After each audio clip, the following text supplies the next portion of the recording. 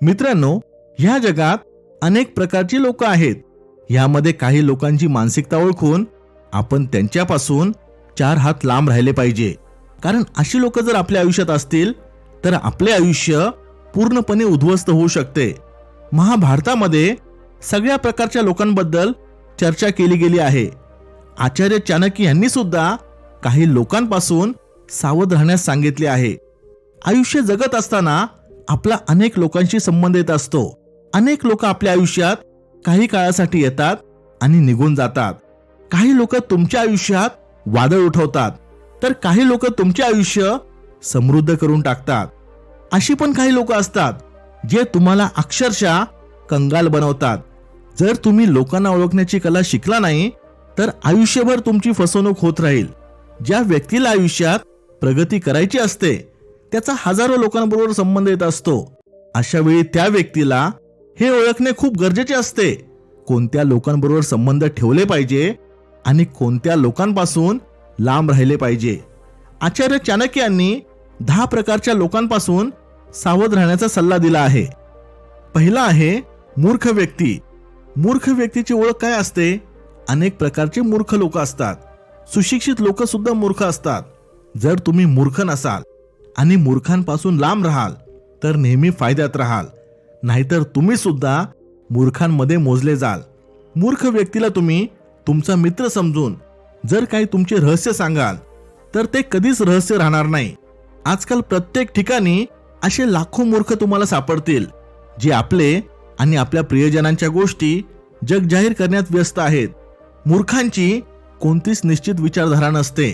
असे पण म्हटले जाते की मूर्खांबरोबर ज्ञानाच्या गोष्टी करू नये, ते काहीच्या काही अर्थ लावतील. मूर्ख व्यक्तीचे तुम्ही कितीही भले करायचा प्रयत्न करा, तो कधी पलटी खाईल सांगता येत नाही. मूर्ख व्यक्तीबरोबर विचारपूर्वकच व्यवहार केला पाहिजे. शक्य असेल तर अशा व्यक्तींपासून 4 हात लांब राहिलेले चांगले. जर तुम्ही त्यांचा विरोध करायला जाल तर तुम्हीच मूर्ख ठराल.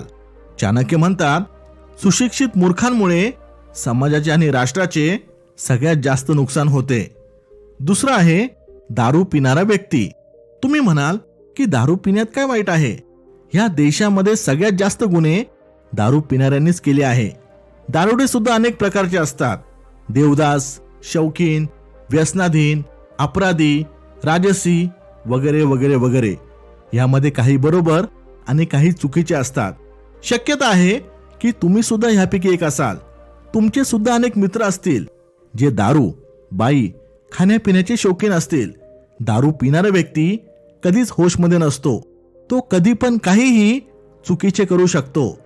आणि समजा त्यावेळी तुम्ही जर त्याच्या सोबत असाल तर तुम्हाला खूप मोठ्या त्रासाला सामोरे जावे लागू शकते.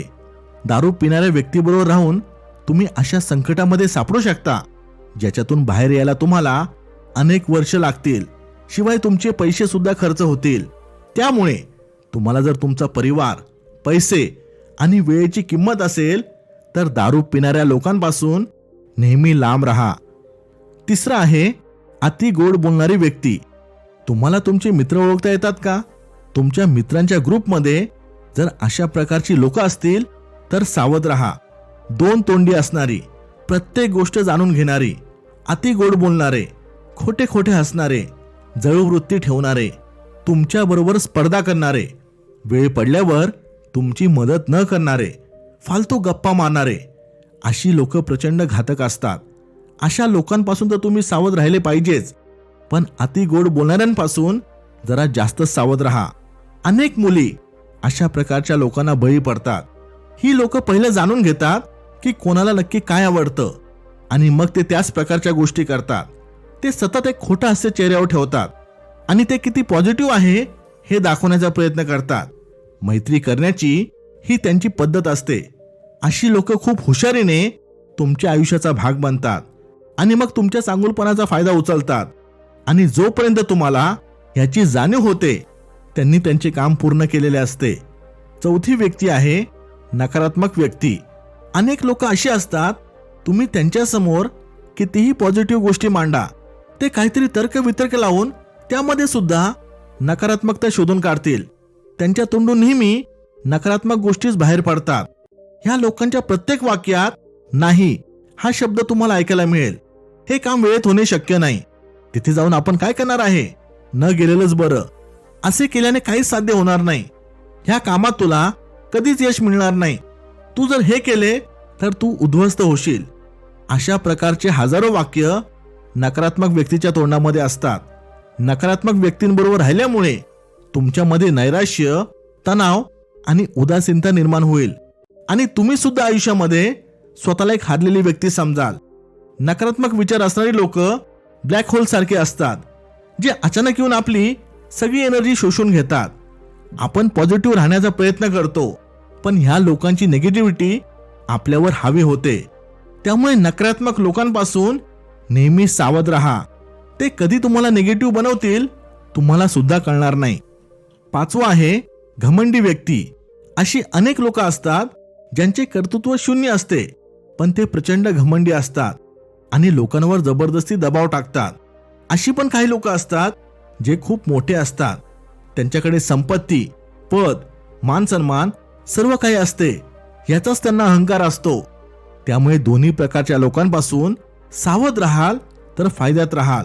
नाहीतर ही लोक तुमचे खच्चीकरण करत राहतील आणि तुम्हाला कमी लेखत राहतील. ही गोष्ट मी मान्य करतो. प्रत्येक व्यक्तीमध्ये थोडाफार अहंकार हा असतोच, पण प्रमाणापेक्षा जास्त अहंकारी व्यक्ती खूप त्रासदायक ठरते. जर तुमच्या मित्राला तुम्ही बोलायच्या आधी त्याला बोलायचे असेल किंवा तुमचे बोलणे मध्येच थांबवून तो स्वतःची डिमके वाजवत असेल तर अशी लोक अहंकारी आहे असे समजावे. अशा लोकांना तुमच्याशी काही घेणं नसतं. त्यांना तुमच्याबरोबर बोलण्यात सुद्धा इंटरेस्ट नसतो. ही लोक स्वतःची चूक कधीच मान्य करत नाही. अशा लोकांबरोबर फक्त कामापुरतेच बोलावे. त्यांच्या हालहा मिळवणे शहाणपणाचे लक्षण आहे. 6वी आहे ईर्ष्या असणारी व्यक्ती. थोडक्यात तुमच्यावर जळणाऱ्या व्यक्ती. आपल्या आजूबाजूला अशी अनेक प्रकारची लोक असतात.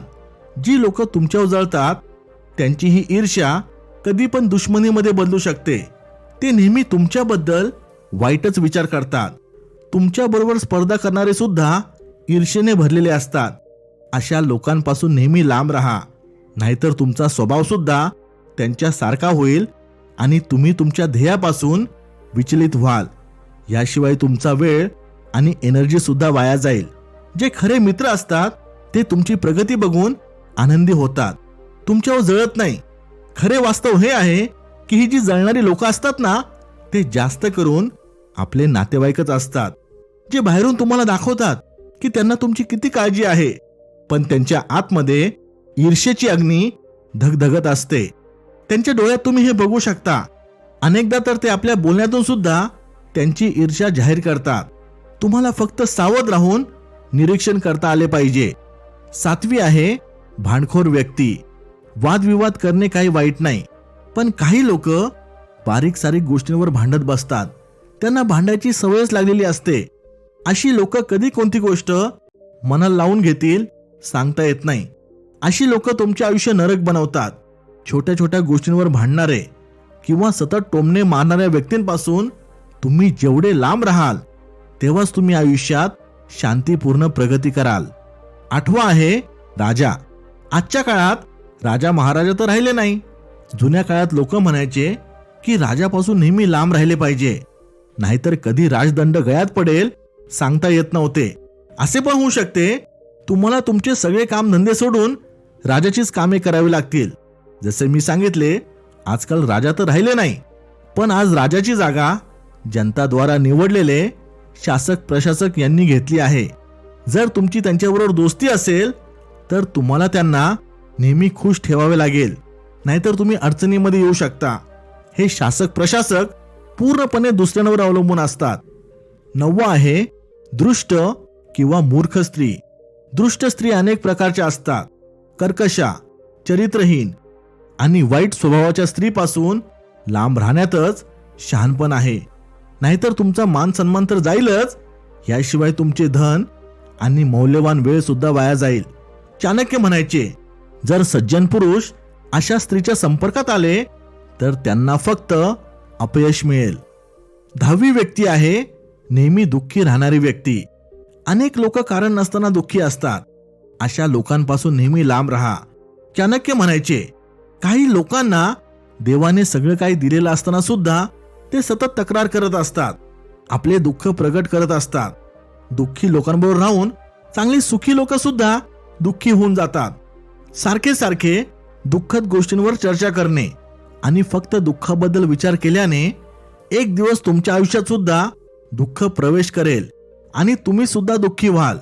मित्रांनो, आचार्य चाणक्य यांनी सांगितलेले हे होते ते 10 प्रकारची लोक ज्यांच्यापासून आपण नेहमी लांब राहिले पाहिजे. इथपर्यंत व्हिडिओ पाहत असाल तर लाईक करायला विसरू नका. Thanks for watching. Stay blessed.